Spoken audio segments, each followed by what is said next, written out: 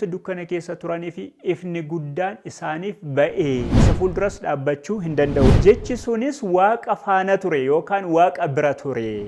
Inni goonka waaqa ta'e osoo jiru goonka foon namaa uffate. Inni dukkana ni balleessa. Ayuudonni unuudhaaf seerri Musee fi raajonni nuuf jiru. Lakki isa dhufee hin barbaannu. Abbaanis Ilmis Hafuurri Qulqulluus aangoodhaan tokko.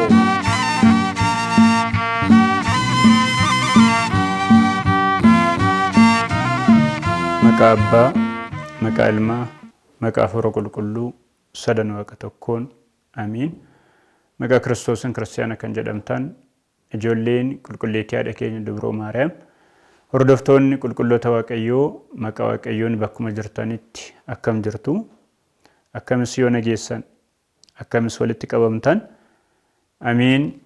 Galateeffamuun horii isaa kan ta'e Waaqayyoon keenya bakka jirru hundaa sa'aatii qulqulluu kanatti walitti nu qabee sagalee isaa akka dhageenyuuf kan nuuf eeyyame, samii kana utubaa malee kan diriirse, lafas teessoo malee kan hundeesse, abbaan uumamtoota hundaa maqaan isaa qulqulloota isaa hunda waliin bara baraan kan ulfaateef kan eebbifame nuuf haa ta'u. Amiin. Akka eeyyama Waaqayyootti har'a daqiiqaa muraasaadhaaf kan waliin ilaallu Faaruu Daawit boqonnaa 42 lakkoofsa 3 bu'uura taasifachuudhaan ifa kee nuuf ergi ka jedhu ta'a jechuudha. Kaayyoon lallaba kanaa ifa kan jedhame eenyudha? Isas akkamiitiin baruu dandeenya? Ifa kanas argatanii maal godhani warri argatan isa jedhu hubachuuf yommuu ta'u, ifa keenya isa dhugaa barree isatti amannee foonsaa nyaannee akkatti mootummaa isaa dhaalluudhaaf hubachuu ta'a. Egaa jecha kana kan dubbatee qulqulluu Daawitidha. Qulqulluun Daawitis boo'icha yookaan iyya bara kakuu duraa keessa, bara raajotaa keessa ture.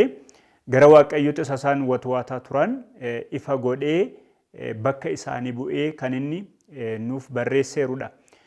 Sooma raajotaa jennee yeroo har'aa kan lallabnu kana sadaasa 15 kaasee hanga dhaloota gooftaa keenya Yesuus Kiristoos hanga muddee 29tti sooma raajotaa akka ta'e ni beekna.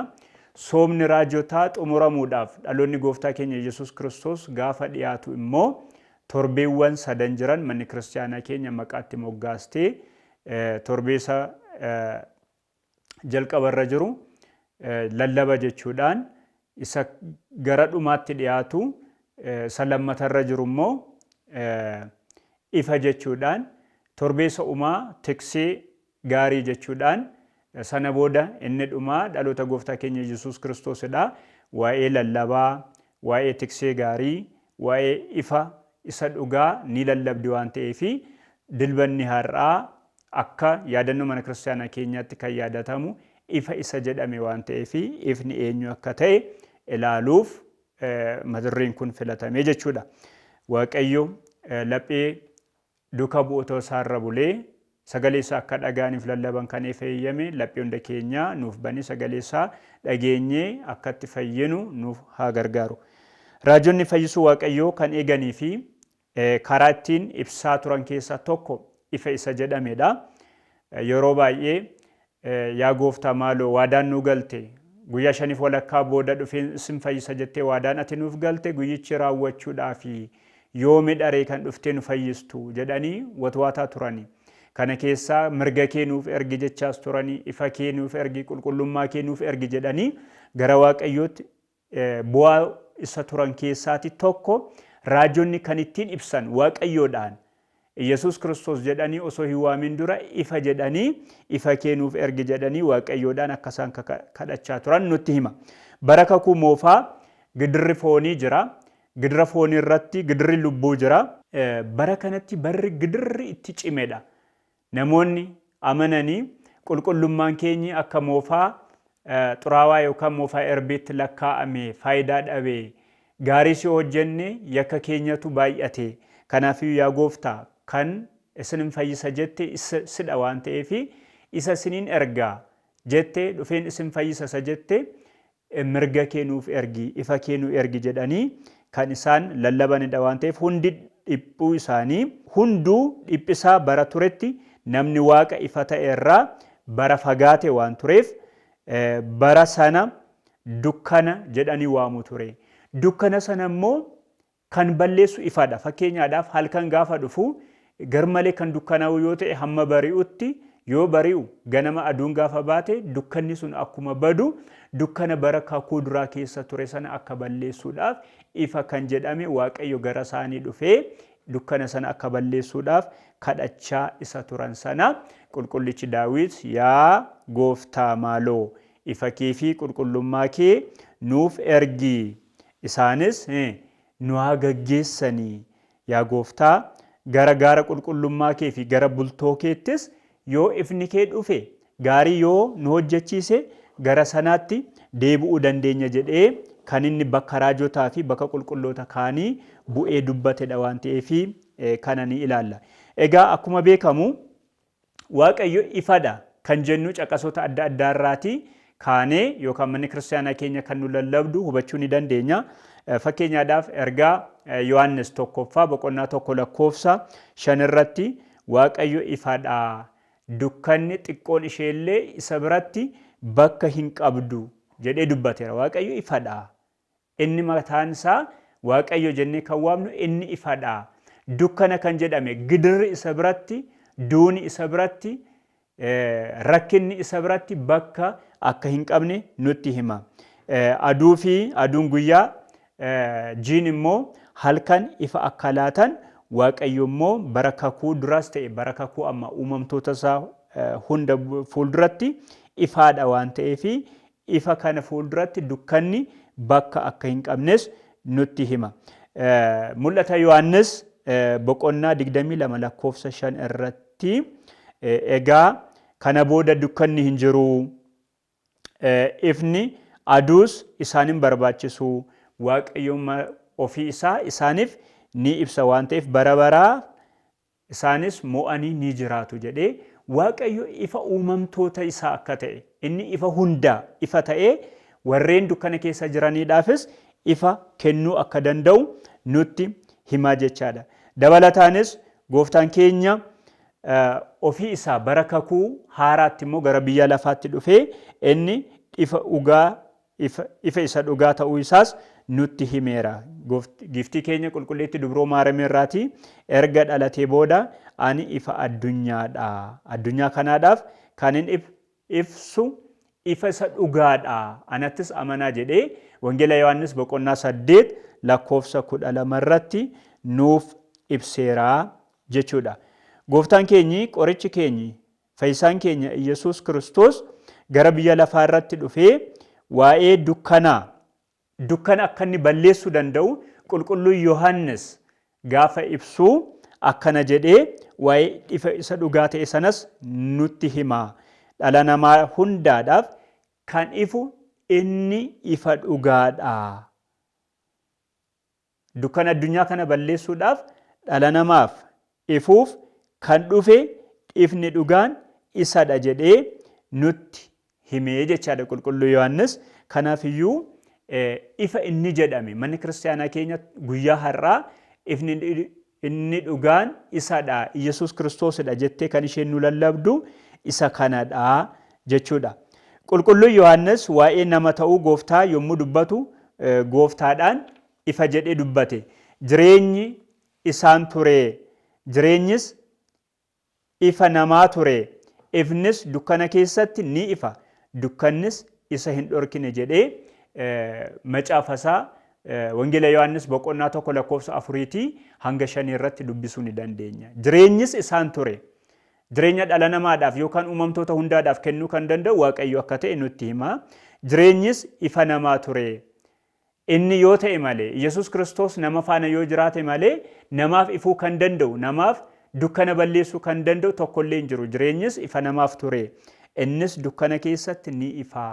Sila akkuma dubbanne dukkannillee isa mo'uu kan hin dandeenye inni ifa dhugaadha. Ifa dhugaarraa argame ifa dhugaadha jedhee akkuma nutti hime qulqulluun Yohaannisis kana nutti hima. Qulqulluun Phaawulos dabalee ifa garmalee ifu akka ta'e gaafa gooftaadhaan ari'u Ayuudota faana taa'ee eeyyama baafatee kiristaanotaatiin gaafa ari'achaa jiru gooftaan keenya Yesuus Kiristoos balbala Damaasqootti itti mul'atee gaafa ifa cimaadhaan isa rukutu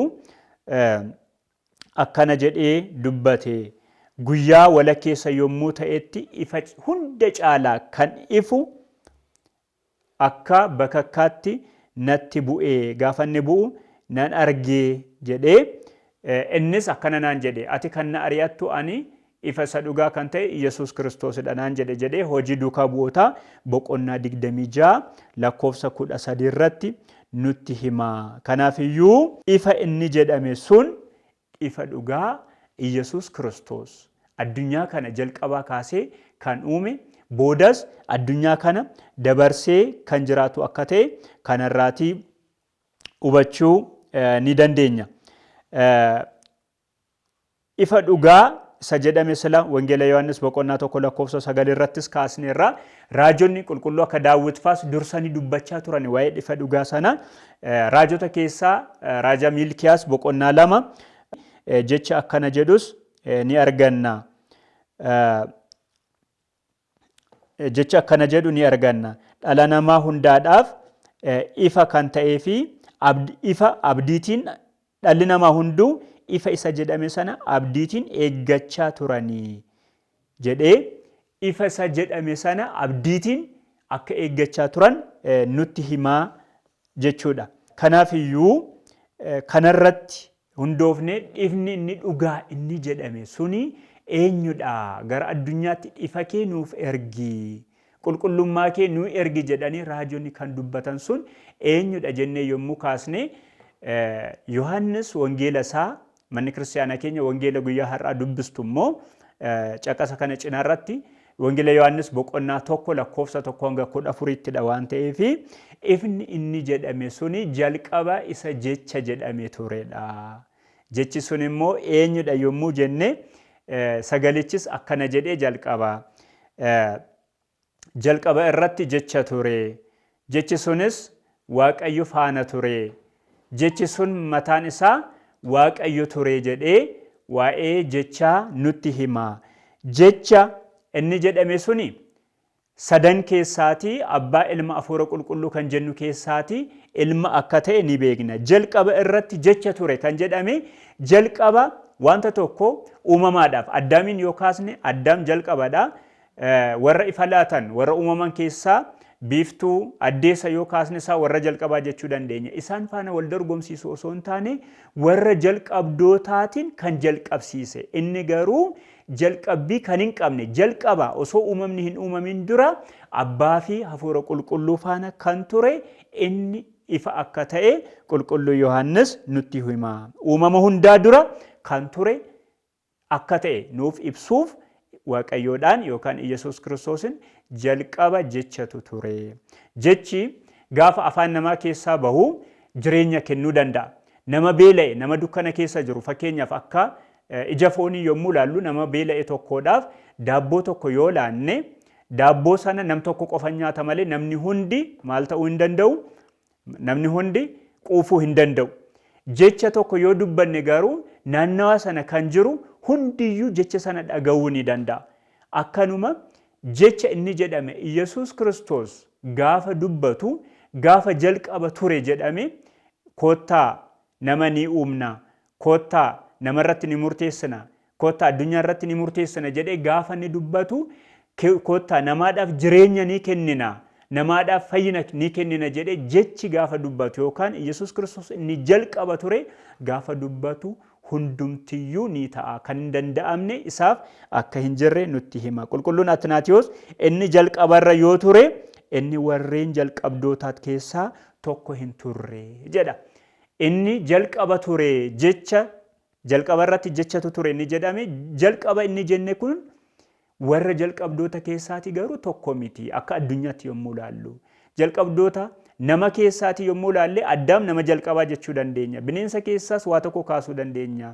Addeessa yookaan lafa keessa samiiwwan keessa warreen jalqabaa jechuu dandeenya. Waaqayyo garuu isaaniin kan argamsiisedha malee jalqabaa isaatiin jechuu hin dandeenyu. Inni kanaafiyyuu abbaa faana fi hafuura qulqulluu faana bara lakkoowwii hin qabne, lakkoofsa hin qabne waliin akka ture nutti hima. Qulqulluun Efreemis jalqaba jechuun amma jechuu miti, icciitiisaa ibsuudhaaf malee jedhee inni madda warreen jalqabdootaadha jedhee inni waaqa dhugaa ta'uu isaa nutti hima. Achumarraan dabalee inni ifa jedhame kun qulqulluu Yohaannis wangeela isaa boqonnaa tokko kaasee hanga boqonnaa tokko lakkoofsa tokko hanga 14 irratti kan inni nuu barreesse sun tokkummaaf sadummaa isaa nuuf ibsuuf jecha jechi sunis waaqa faana ture yookaan waaqa bira ture jedha.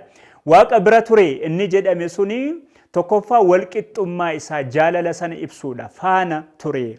Nama kabajamaa tokko kaastanii inni isa faana ture yommuu jedhame namoonni sun akka wal jaallatan akkuma ibsinu jechi sunis waaqayyo inni jedhame sun waaqa faana ture jedhee barabarummaan waaqayyo abbaa, waaqayyo ilmi, waaqayyo hafuura qulqulluu tokko ta'uu isaanii, aangoodhaan tokko ta'uu isaanii nutti hima. Barumsa akka barumsa Sabaaliyoosii fi barumsa Ariyoosiitiin uummanni hin fudhatamneef qulqulluu Yohaannis nuuf ibsee jechaadha. Ariyoos fa'aa ulfinni waaqaa fa'aa ta'uuti akka isaan jedhanitti osoo hin taane Ariyoos fa'aa kan isaan dubbatan waaqayyo ilmi uumaa osoo hin taane uumamadha, kan argamedha malee kan addunyaa kana argamsiise miti jedhanii barumsa gantummaa waan barsiisanii fi kanaadhaaf deebii lakki kana miti jedhee deebii kan nu deebisu immoo wangeela Yohaannis boqonnaa tokko lakkoofsa 2 irraati. Jechichis waaqa faana akka ture innis aangoodhaan addunyaa kana uumuudhaan addunyaa kana dabarsuudhaan isa faana akka ture nutti hima. Faana jaalala adda hin baane agarsiisa. Tajaajilaa osoo hin taane inni ilma jaalatamaadha. Mana tokko keessatti abbaan warraa jiraachuu danda'a, abbaa warraa jalatti ilmi jiraachuu danda'a. Ilma cinatti immoo tajaajiltoonni jiraachuu danda'u. Tajaajiltoonni oliif gadi ergamu akka abbaa sanaa garuu akka ilma abbaa sanaa miti. Kun garuu abbaanis ilmis hafuurri qulqulluus aangoodhaan tokko akka ta'an waaqayyo faana tokko ta'uu nutti hima.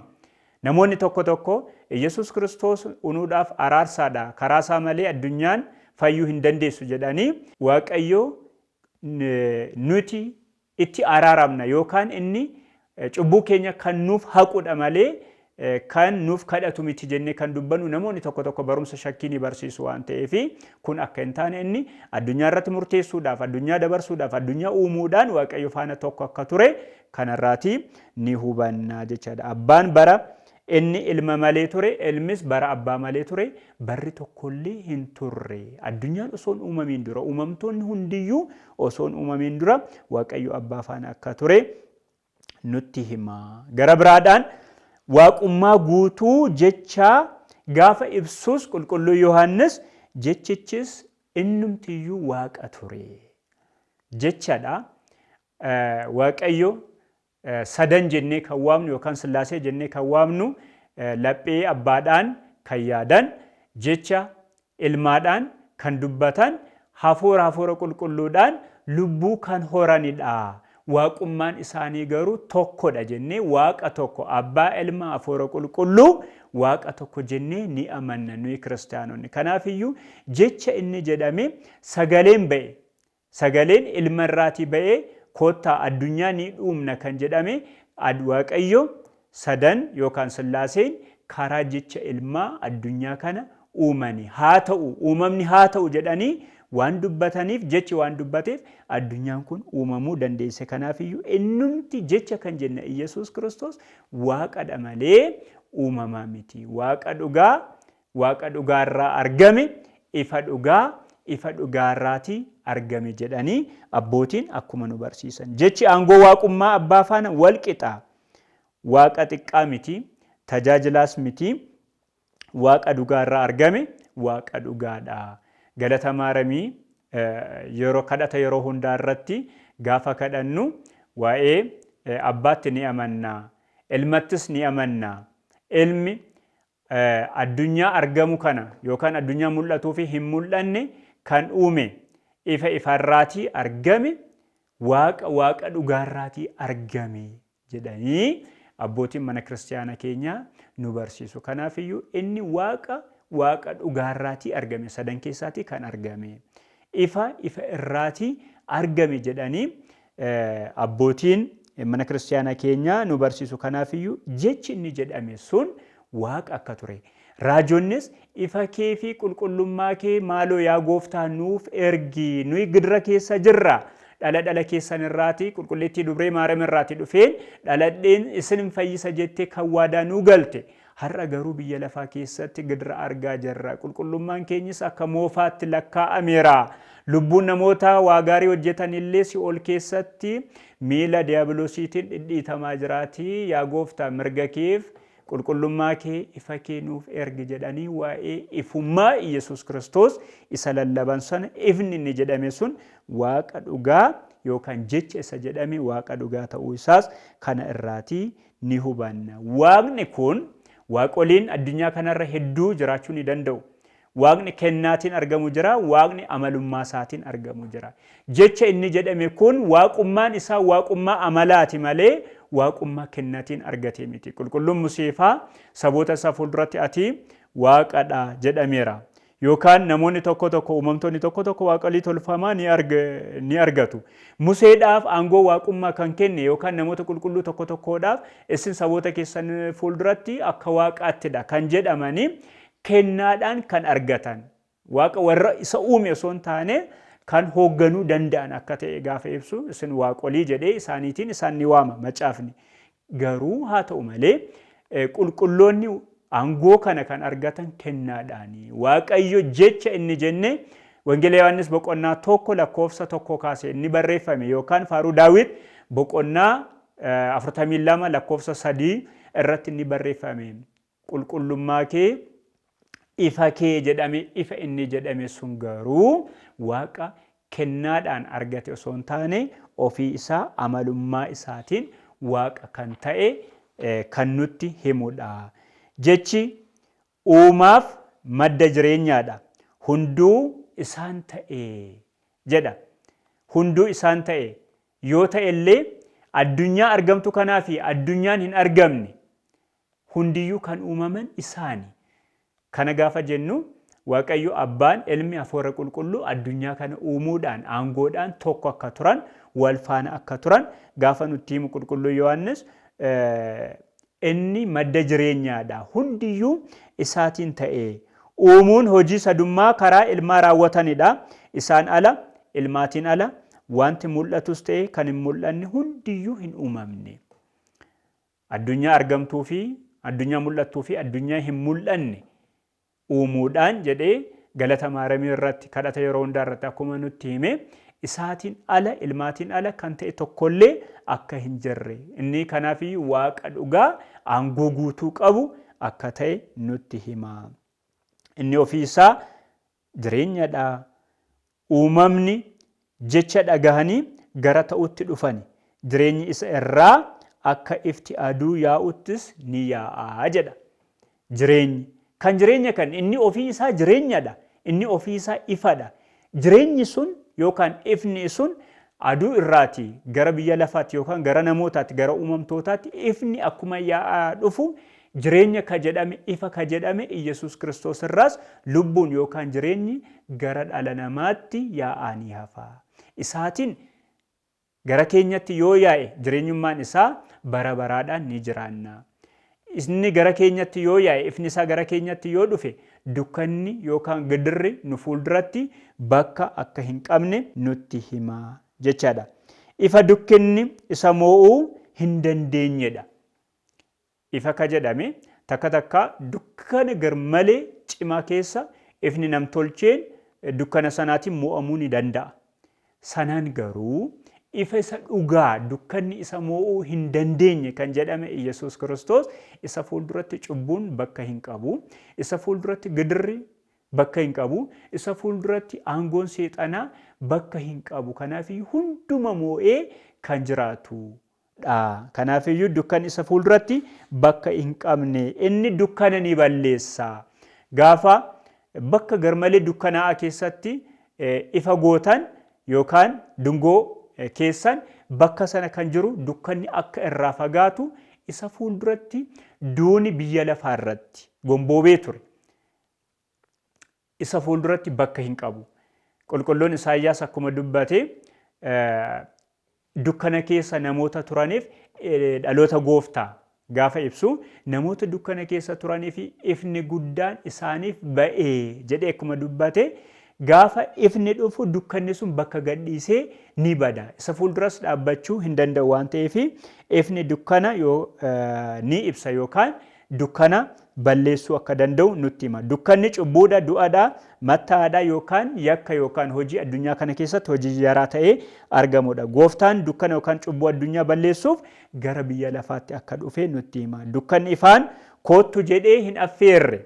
Ifni garuu ofii isaa dhufe. Addunyaan kun fedha isheetiin hojii gaarii hojjettee Waaqayyo gara isheetti akka dhufu kan affeerte osoo hin taane Waaqayyo akkanumaan dhala namaa yookaan biyya lafaa waan jaallateef samii irraati gadi bu'ee akka namoota biyya lafaarra mataa isaa gadi of qabee cubbuutiin ala kan dhalli namaa hojjetu hunda hojjetee dukkana biyya lafaa keessa jiru balleesse. Warreen kan isaa ta'an garuu isa hin simannee nuun jedhe qulqulluu Yohaannis. Waaqayyoon sadan keessaati abbaa ilmaa hafuura qulqulluu kan jennu keessaati Yesuus Kiristoos gara biyya lafaatti dhufee barsiisetti barsana kan turani Ayuudonni unuudhaaf seerri Musee fi raajonni nuuf jiru lakki isa dhufee hin barbaannu waaqa isaa amma jettan isa dhufee kan hin barbaannu jedhani kansaa kan ta'an inni dhala namaa fayyisuudhaaf gara biyya lafaatti yommuu dhufe biyyi lafaa garuu isa hin simanne dabarsitee fannoodhaaf kan kennite sun inni ifa ture yookaan Yesuus Kiristoos sadan keessaati tokko akka ture nutti hima. Simachuu dhiisuun isaanii garuu karoora fayyisummaa gooftaa keenya hin orkine. Inni uumamtoota kan ta'e Waaqayyoon yookaan ifni bara baraa balbala nama tokko tokko yookaan laphee nama tokko tokko fuuldura dhaabbatee balbala laphee namaa sana rurrukuchaa jira. Ijoollee Waaqayyoo akka ta'aniif immoo erga rurrukutee warra bananiif hundumaadhaaf ijoollee Waaqayyoo akka ta'aniif aangoo kan kenne jechi yookaan ifti inni Yesuus Kiristoos akka ta'e nutti hima. Aangoon inni nuuf kenne fakkeenyaadhaaf gara biyya lafaa dhufe dhala namaa jaallate qulqulleettii qulqulloota kan taate dubree Maariyaam irraatii dhalate biyya lafaarra deemee deddeebi'ee barsiisee gaafa umriin isaa waggaa 30 ga'u ni cuuphame. Karaa cuuphaa isaa sanaa isin yoo cuuphamtan kan koo yoo taatan mana mootummaa koo dhaaluu dandeessu jedhee yoo amantan karaa amantaa fi karaa cuuphaa gara mootummaa isaatti galuu akka dandeenyuudhaaf kan isaa warra ta'anii fi aangoo kenneef jedhee qulqulluu Yohaannis kan dubbate inni ifti sun Waaqayyo yookaan sadan keessaatii tokko kan jedhame Yesuus Kiristoos akka ta'e hubachuu ni dandeenya. Aangoo ijoollee Waaqayyo ta'an kenneef. Amantaan gadameessa mana kiristaanaa keessaatii ni baana yoo itti amanne. Erga gadameessa mana kiristaanaa keessaa baane immoo yoo cuuphamne dhiirri gaafa 40 dubartiin gaafa 80 yoo cuuphaman immoo mootummaa Waaqayyoo dhaalu waan ta'eef inni gadi bu'ee jedhee qulqulluu Yohaannis nutti kan hime umarratti kan samii irraati gadi bu'e kun foon namaa inni goonka waaqa ta'e osoo jiru goonka foon namaa uffate goonka Waaqayyoodha goonka namadha jennee foon namaa uffateera akka namaatti biyya lafaarra deddeebi'eera waaqadhaas hojii waaqummaa isaa dalageera. Kanaaf iyyuu inni Waaqayyo faana tokkodha abbaa ilmaa hafuura qulqulluu faana tokkodha kan uumame osoo hin taane kan dhalatedha jedhanii abbootiin akkuma nu barsiisan dhaloonni isaa guyyaa muraasa yookaan torbee muraasa booda immoo gooftaan keenya Yesuus Kiristoos ifa inni jedhame tiksee gaariin sun gara biyya lafaatti dhufee dhalate jennee waa'ee dhaloota isaa ni baranna waan ta'eef ifa dhaloota isaatiinis akka nu ga'uudhaaf fedhaaf jaalala isaa nuuf haa ta'u. Egaa maturreen barnoota keenya Faaruu Daawit boqonnaa 42 lakkoofsa 3 irratti ifa kee nuuf ergi jedhanii raajonni kan gara isaatti watwaatan inni ifa isaa gaafa guyyaan beellama isaa ga'u waggaa 5,500 booda qulqulleettii haadha keenya Maariyaam irraatti dhalatee hunda keenyaadhaaf addunyaa dukkana keessa jiruudhaaf ifa ta'ee foon isaa nu muree dhiiga isaa nuuf lolaasee nu fayyiseera waan ta'eef foon isaa dhugnee foon isaa nyaannee dhiiga isaa dhugnee dhaaltuu mootummaa isaa akka taanuuf fedhaaf jaalala isaa nuuf haa ta'u.